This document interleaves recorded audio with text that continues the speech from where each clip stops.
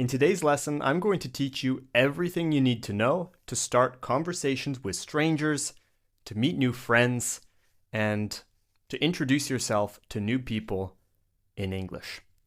It doesn't matter if you're a beginner, intermediate, or advanced student, there will be something for you in this lesson, so make sure to watch until the end.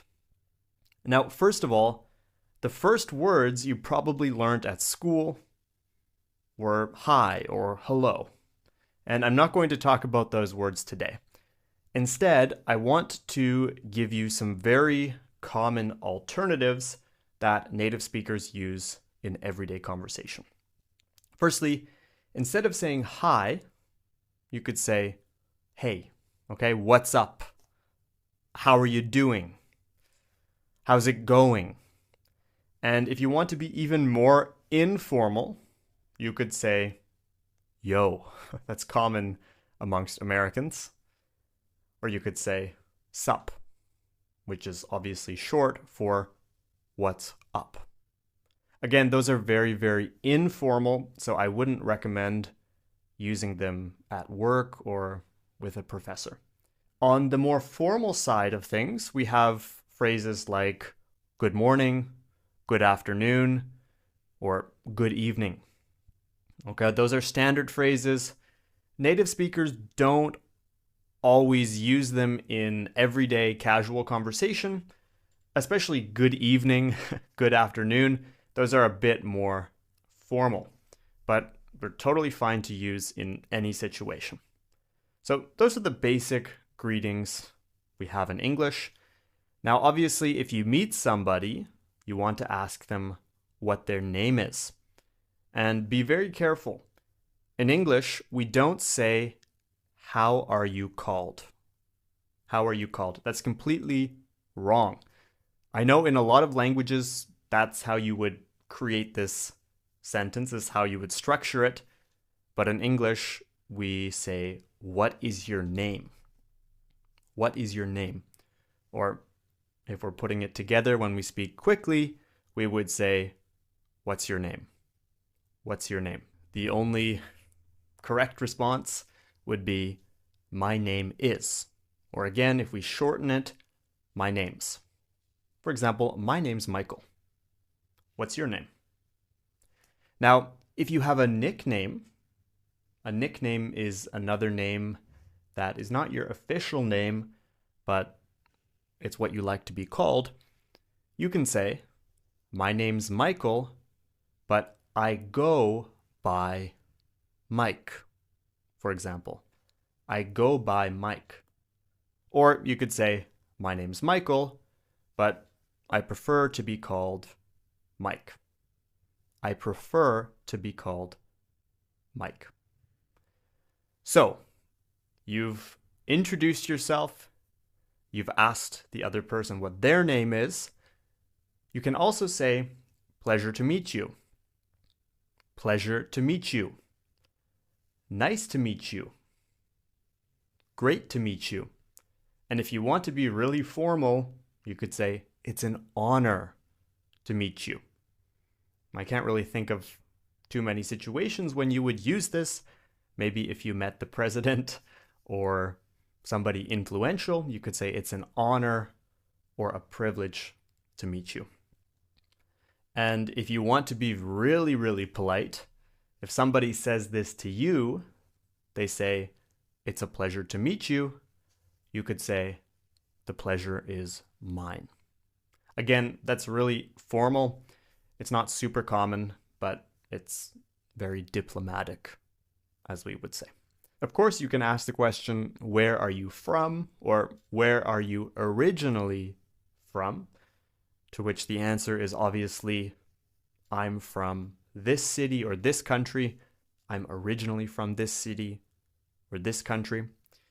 But you could also answer in a bit more detail.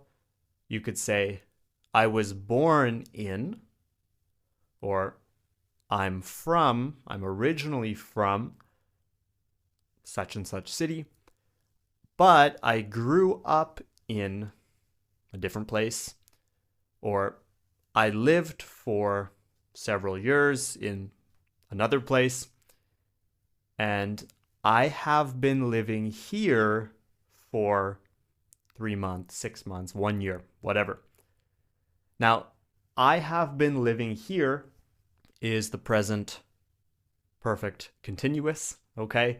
I have been living here. It means you moved in the past, but you are still living here now.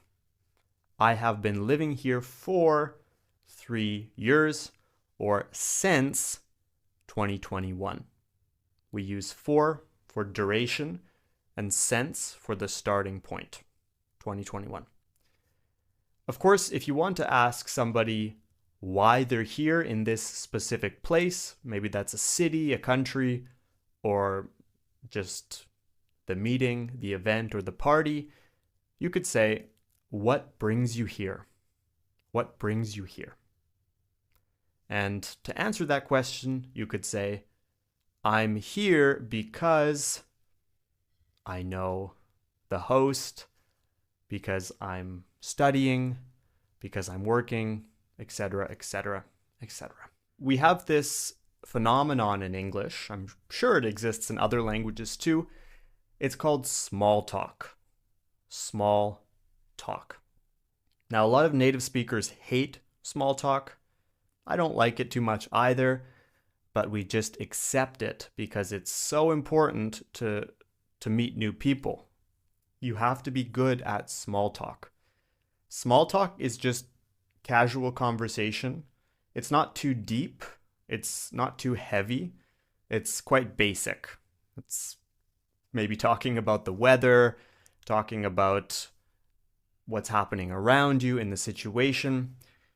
We use small talk to break the ice. To break the ice, that means to get into a deeper conversation or to get to know somebody a bit better. Now, a classic small talk example would be talking about the weather. For example, you could comment on what's happening outside. You could say, it's a lovely day today, isn't it? Or it's a miserable day today, isn't it? That's a very natural way of talking about the weather. You could say, we've had great weather lately, or we've not had great weather lately. Now, you can talk about the weather if you want, but as I said, maybe you want to be a bit more personal. There are other things you can say.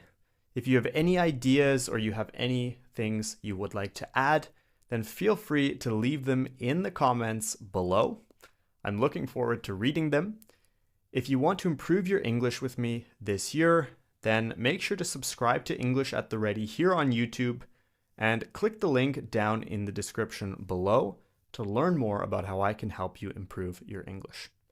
If you liked the lesson, if you found it useful, make sure to leave a like, and I'll see you in the next video. Bye for now.